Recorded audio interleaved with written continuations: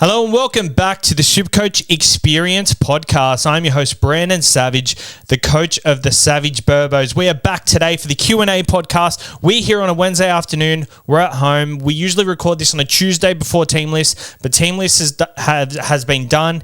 All trades have been marinated. We've had a day to think about it, and my God, I think James Schiller's still at the top of the list.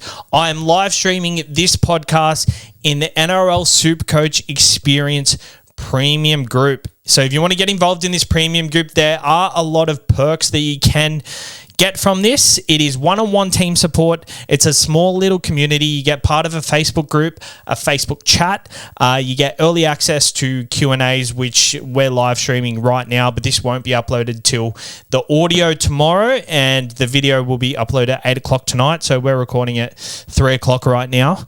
So that's a whole 5 hours extra study. How good's that? The premium service also allows just all of us from the SuperCoach Experience. We join in and we give feedback on your team. So if you want to post your team in there, you can do that. And there'll be a lot of different extra things here and there that will be available. So if you want to get involved, either message us on the SC Experience on Instagram, or message us on Facebook, or email the supercoachexperience@gmail.com.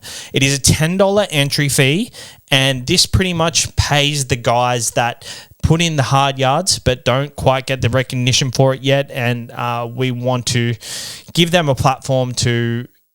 We just want them to get something out of it. I'm pretty much doing all this for free anyway on the Instagrams and stuff, so I want the people who really want help with their team to get priority. I think if you are listening and you're not in a position to do so, you can still message me and I'll still help you out with your side. It's just when all these different people message, and sometimes I can't get back to them till after what they need known is already happened. So I hate when that happens, because I always feel bad when it does happen. So we've created this service. So we've got a bunch of experts in there that will answer. Myself, Timmy, Hads, Grant, Mikey, and Jake, all involved. But firstly, this is also a perk of joining the private group. We are going to play a voice message question from one of the members. Andrew Mager has asked the first question. The question, boys. What's the best way to shoot up the ranks? And if possible, Tim, could you answer this? Cheers. If possible, can Tim answer this? So let's give Tim a live call, because I think this is what we've got to shake up these Q&A podcasts, get them a bit rogue. I've actually got him on FaceTime. I don't want to call him on FaceTime. Let's try and call him. All right, how do we shoot up the rankings? Hello. Hello. Hello.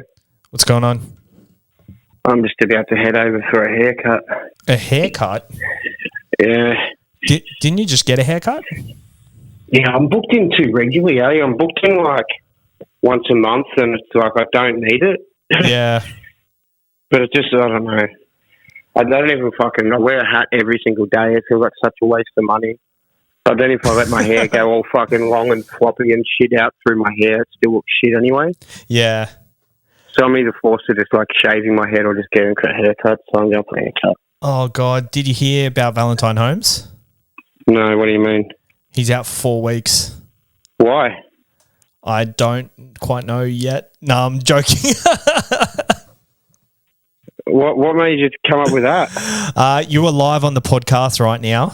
I'm doing the Q&A podcast, and we've got a voice recording message from one of the premium members, Andrew, and his question is, what is the best way to shoot up the rankings? And he preferred if you answered the question. Yeah, fair enough. Well, Savs is obviously the one that's been shooting up the rankings, so I'd be probably listening to what he's got to say. But in regards to my opinion, the best way to shoot up the rankings, I guess, would be to... There's plenty of ways. Obviously, the simple things to nail your captain every week. If you nail your captain, even if you have a shit week, you're probably going to still end up on par or close to above. So I think you just with captains, I mean, it seems like a bit of guesswork. It's a bit easy, but I think we need to spend a bit more time every week. Like for myself, I've just gone, I'll do Nico this week, but I think I just need to have a closer look at it and try and really work out, what's the most likely to land. But other than that, I think a point that you made on the pod this week is trying to bring in players that are about to go off rather than guys that have just gone off. So, an example of me bringing a guy in, Dom Young, who's just gone off, goes 30 and 15. It didn't work out, but it's Savs this week prior brought in Eli Katoa. I still think this guy's going to go off and still keep going good. But, if you can get on these guys a week beforehand, you end up, grabbing that 100 where someone else has played a different guy who's probably only got 50. So, bit of eyes up, trying to predict what's about to happen. But also, I think, other than captains and that, is simply getting your bench right, hey? Especially this time of year. Actually, later in the year, it's just as hard, isn't it? Because all you've got each week is the only moves you've really got to make is the captains you're going to pick, and hope your side goes well, and then the reserves. So, I mean, the difference between me last week picking good reserves and shit reserves could have been a difference of like 200 points.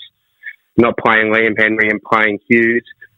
I mean, that one probably 50-50. That one, I don't think you could probably say Hughes was starting, so it might have been a better option, and with Fisher back, maybe Henry was going to get reduced minutes, but I just thought that Hughes was going to play 20 minutes still and Henry had probably played 35. But, yeah, just getting the bench right. Look, it can be tough, but looking at matchups and stuff, this week's a tough one. I think a lot of us are going to be forced to play guys we probably don't want to. I said on the pod I wasn't going to play Burbo, but I think I'm going to be forced to. So, so that's probably my best answer. Targeting matchups for captains and stuff like that as well. It's pretty. Yeah, it's funny because I don't think I think we know how to get up the rankings, but really nailing the captain every week I reckon that's nearly the biggest one. I reckon 100%. One of my better years, I think I captained someone who went over 100 8 weeks in a row. And that was the year I ranked 90th, and that was in 2017. So that was back in the day. So 100 score every week was pretty good. And I peaked at I think 28th or something. So, yeah, that was a year that was pretty crucial for captains. Yeah, the year I won in 21, I feel like I've got pretty much the best captain in my side more weeks than not. There was only one week I remember really failing and sort of going for Feeder instead of Tommy Turbo. And that was a difference of about 70 points. And at the time, it felt like the end of the world. But that was just 1 week. Was it 70 points? I think it was 150 because Tommy got... No, I think Tommy got 150 and then what's-his-face got 80. So I don't know what the math is on that, but it's 70 points, yeah. I'm pretty sure he got 220 that day or 208. Maybe he did. Only what I remember is that both players were on 80 points at half time. Yep. It was Titans, Manly, 2021. The Titans were ahead at half time by a fair bit, and I was sitting there going, fuck. Tommy's got, the responsibility of winning the game now, and he's going to come out and open the can whoop us in the second half, and he did. So, but you got to take some of these risks along the way, but I think these calculated risks of going against the crowd, the way to go, not just going different for the sake of it. Yeah. That was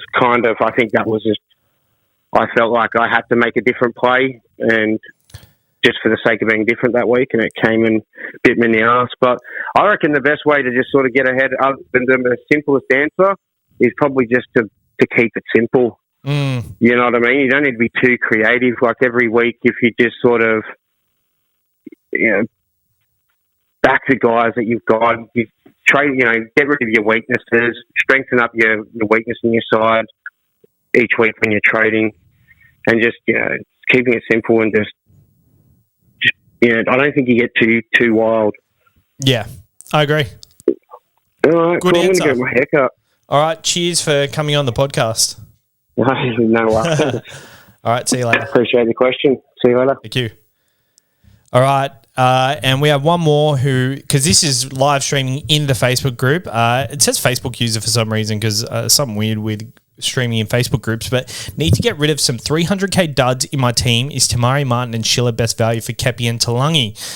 Kepi and Talangi, I think they're good trades. I don't mind Tamari Martin. I'd probably wait another week and just make sure he doesn't get 30 this week because that 98 will go out of his average. And I'd honestly just wait a week on it. I'm more keen on someone like for Kepi and Talangi. It feels like you can get a 5'8", a centre wing. So I'd probably go. I know it's risky, but I prefer Iro. Over Tamari Martin. All right, over to the NRL SuperCoach Experience Facebook group. Lyle Auld, is Angus Crichton a must or is going to Elias Katoa a better option? I don't think Angus Crichton is a must. I think the Roosters' edge back rowers are really risky. We've seen Robbo. He's switched and changed every single week with his edge back rowers, and one week one person will get 80 minutes and then the next week they won't. I think the most consistent has been Tupanua, and he's been a headache for owners, so I can take this off. I'd wait another week on him. If he gets 80 minutes, I'd be more comfortable getting him in next week. And yeah, I've said all season, get the guy a week before he goes off. Don't be scared to wait. But I feel like Angus is someone who he's not going to hurt me if I don't have him. And to be fair, if he does well, I don't know if he's in my plans anyway. I've already got 2 gun back rowers. But if you haven't loaded up on edge back rowers and your centre wing is looking good, I'd probably be more inclined to go early on Crichton. If it doesn't work out, it doesn't work out. I think he was someone who I think the risk is worth taking. Like I don't see him scoring too low this week. Like he's not going to score a -15 like Dom Young did. T-Mac, how do you recover from an 800 score last week? Went from 15,000th to 56,000th. Had Pap, Teddy, Young, Nanai, Flegler, and both Mays who killed my score. Jesus Christ. I think just don't panic. Don't think that you need to come back straight away because like that bad week, it happened, but it will come around to favour you once again. So with that, just don't panic. Keep the trades you're going to do. Maybe if you feel like 56,000 isn't terrible, you're not too far away. You can make up ground still. It's still quite early on. But if you feel like you want to just YOLO it and captain, don't be stupid with your captains. Like, don't just captain someone who you think is who's never scored 100 or something, and you're like, oh, he's got a chance here because he's a pod. I think make calculated risks. Hines might be a popular option this week. Maybe you want to captain a Drinkwater or a Pappenhausen. And I think, Pappenhausen, you got Pappenhausen in your side. He's a pretty good shout. So maybe do that. Like look at pods here and there, but don't panic too much. It's not the worst thing in the world. Evan Burnett, has Brandon got access to Sanks's QR code? Seems to have no issues with trades. Well, you better wait till round 25 when I'm probably scraping the barrel for trades because, I have max boosted. I'm not boosting this week. I've got 1 boost left. I have used a lot of trades, but I'm exactly where I want to be, 27th overall. I'm exactly where I need to be, and if I wasn't so highly ranked, then the trades would have been a waste of time, but I've made the jump early. I've got to sit on my hands in the next few weeks and make sure that I go hard late in the season, mid-season. I've done my striking for now, and maybe just don't try and strike every week. But yes, I've used a lot of trades. Jonathan King, been playing Hutchison and Hines for a while now. Is the week for us to do more pressing to go been planning Hutchison to Hines for a while now. Is this the week to do it, or is it more pressing issue to go Satilli to Gus this week and Hutchison to Hines next week? Also, do I VC Val or Pappy or Turbo? I'd go Hutcho to Hines this week. I feel like them little fires in your team that you can put out, they're so irrelevant when they're so irrelevant when a player like Hines goes 150 plus because he's a potential captain option. And if you miss that, you're like, my side's screwed up. So do the Hines trade. You're getting another gun in your side. Yeah, I know it feels yuck still having Satili, and you might be playing a reserve you don't want to play, but at the end of the day, if Angus gets 60 points, Angus has been basing about 60 based on his PPM in 80 minutes without attacking stats, that is. So if he doesn't get an attacking stat this week, then the person you play who, let's just say it's a Danny Levi and he gets 30 points, Angus 60 points. That's a 30-point difference where Hutchinson versus Hines, if Hines goes 110 and Hutchinson goes 40, that's 70. So you're better off doing the Hines play because I think it's a low risk option. But that being said, I get what you say because like Hines is a player that everyone has already, and like it kind of feels like it's not a priority to get him in because it's like everyone's already got him anyway. So I'm not really jumping the queue by getting him in now. I get why it's such a question. Henry Bryant, is Savage trying to break the record for most trades used? If Carnage hits, oh dear. I think Henry's a little bit jealous. But he's right. If I go at the rate I'm at, I'm going to be in trouble late in the season, and I know that. I think, I don't want to talk about my team too much, but I don't recommend this play because I'm at the point where I'm like, I want to strike every week still because I've been doing it so early on. There's some questions in the premium group here. Was going to get the cash rise in Schiller then grab Aro, or don't worry about Schiller and just grab Aro? I think go for the cash grab with Schiller. Aro is a good play too. So Tamari Martin, I'm not sure about. Gus, Ola, or Ecat, if you had to pick one, I think Olakwatu. I love Olakwatu, and I think he's the one who's gonna have a big score out of all these guys. Campbell Moultrie, is Schiller a must buy for the cash grab and run? Feel like he could turn into Zach Hosking did. There's every chance he could turn into Zach Hosking, but a negative 17 break even with a score of 50 points, he gets 140k. If he bounces out a week after that, then so be it. 150k moves up to 380k. You can go down to Iro next week, and that's 150k. Like, that's so much cash to play with and to upgrade to guns, like, and so quickly too. So I'm all for it. Ross Mann, he says, is Schiller a buy or trap? Is it Angus time? I've answered them questions a couple of times. I like Angus, but it's also team dependent. Like, I don't think he's a must-have this week.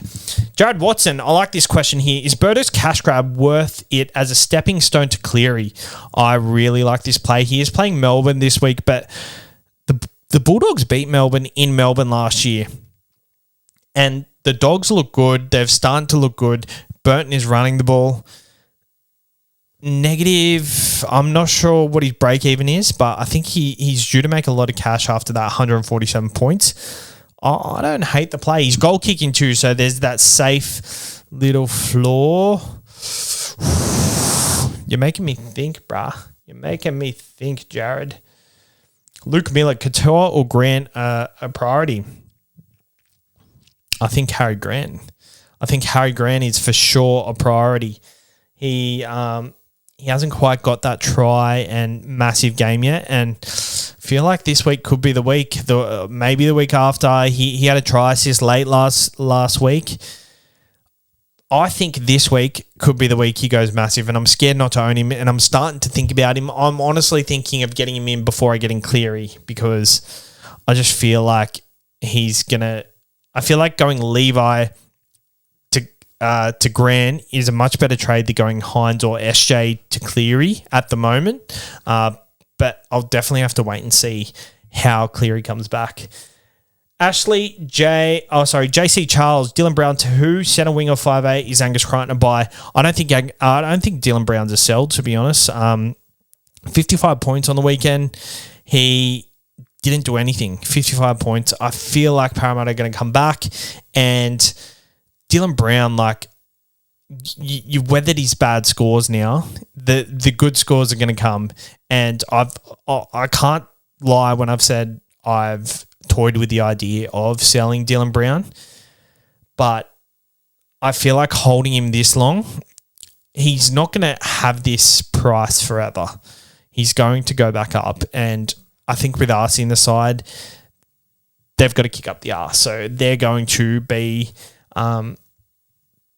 better this week. I am sure of it. Ashley J. Myers, talk me out of using trades to bring in Ponga this week. Missed all the week's carnage. I could sit for the week if I wanted to. I think Ponga's break-even is 33. He's 893K. 2 centuries in a row. I don't think he's necessarily a must-have this week, but as someone who has been burnt by Ponga late last year and early this year, I think he hasn't quite hurt me because my fullbacks have been okay, but that week's coming, man. That week is coming for Ponga. That week is definitely coming. Rowan Edward, just a statement. I'm rage trading my power players out. I think Sean Lane's a sell. I sold him after round 1. The vibes was plotter, and that's what he's doing. Like, the contact he is contacting with is not very contacting. Santino Batagilo. I want to get Katoa in my second row, but not sure who to replace him with. I have Yo, Nanai, Murray, and Smithies as my bench. I don't think you need Katoa, bro. Yo, Nanai, Murray, and Smithies. That's a good back row. I think just wait there. Maybe Murray. He's got a bye next week, but I think that's a brilliant second row, and you've done well to stack up the second row there. Jay Callahan, thoughts on fading Cleary for Johnson for now with the Warriors? Good draw. Use the money to upgrade elsewhere. It's kind of what I'm doing. Like, I'm fading Cleary, not intentionally, but he's not in my plans straight away. Obviously, if he comes out and I watch him and he looks really good, which every possibility that happens. SJ has St. George and the Titans in the next few weeks. So I think you can easily hold SJ, but then SJ's draw does toughen up a little bit before round 10. It does play Penrith in round 10, so reassess there, but I don't think he's necessarily Cleary is a must-have. And as I said before, Robert Woods, Rise to Manu. I think Manu's a good buy this week. What do you think of Timoko or Manu, Billy McCracken? And I also want to know your thoughts on repeat sets, fellas. To me, it doesn't seem worth trying to force a repeat set anymore with the short dropouts and teams volleyballing the footy to get possession back more often than not. I kind of agree. Like, Supercoach-wise, I feel like I'm kind of cheating the system when my player gets a forced dropout, 6 points, and then the other team gets the ball back. Like, I feel like a lot of teams are they're running the last tackle rather than going for the forced dropout at the moment anyway. So, yeah, I hate the new rule. It's so bad. Like, the Cowboys on the weekend, every time forced dropout happened, they got the ball back. Like, it's ridiculous. Grant Turner, strategy question number 1. Popular strategies: load up on the guns and fill the rest with cheapies, but most of the established big guns last year failing to hit their mark over the first 5 rounds. Looking back in hindsight, what has been the best strategy for 2024? And I think you've nailed it on the head.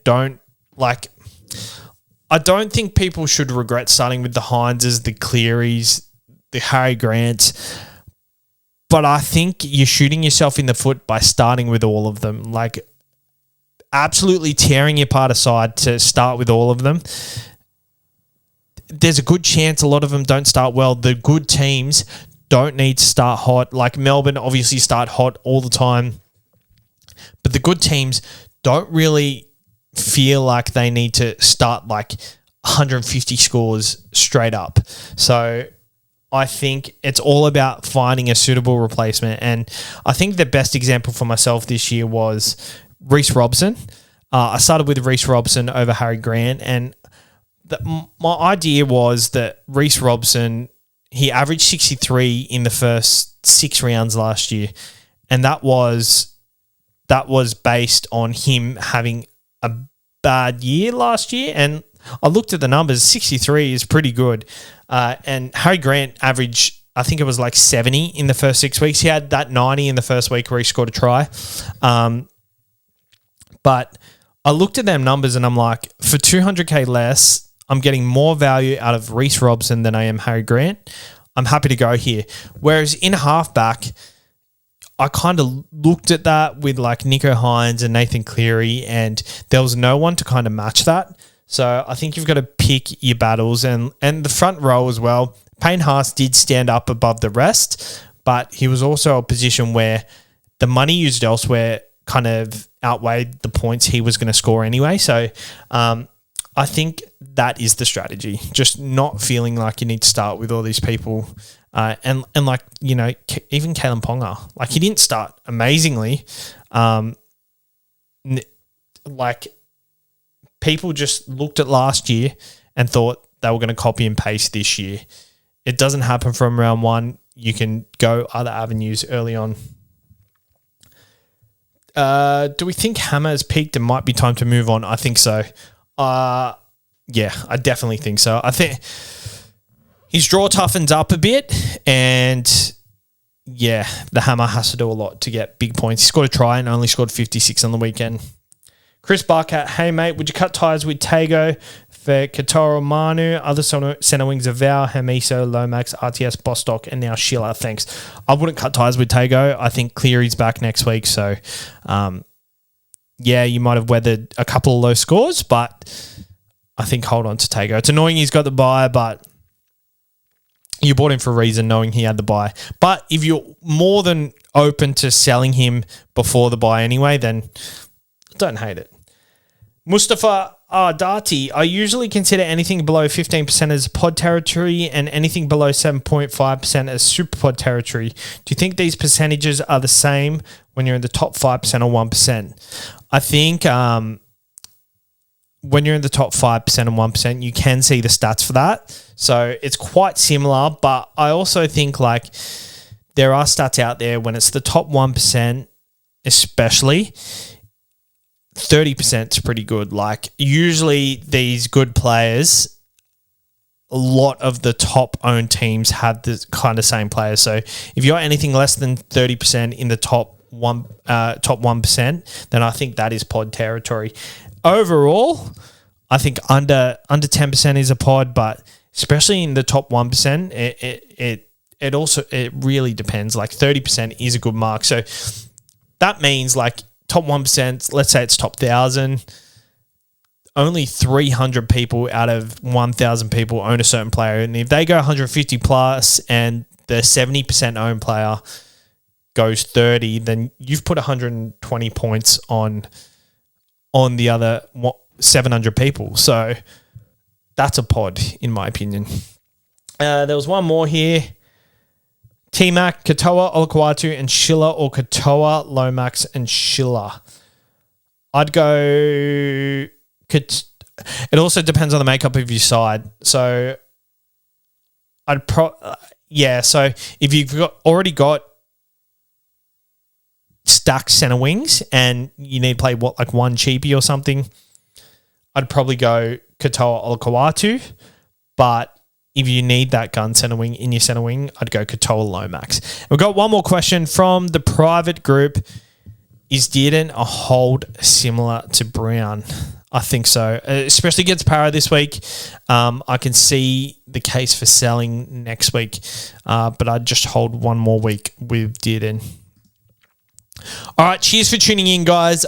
Just a reminder, signing up to Picklebet, using the code TURBO, that lets them know you're coming from us. They've got some good markets and good specials coming out this weekend, so keep an eye out for that. But make sure to know what you're really gambling with. For free and confidential support, call 1-800-858-858 or visit gamblinghelponline.org.au.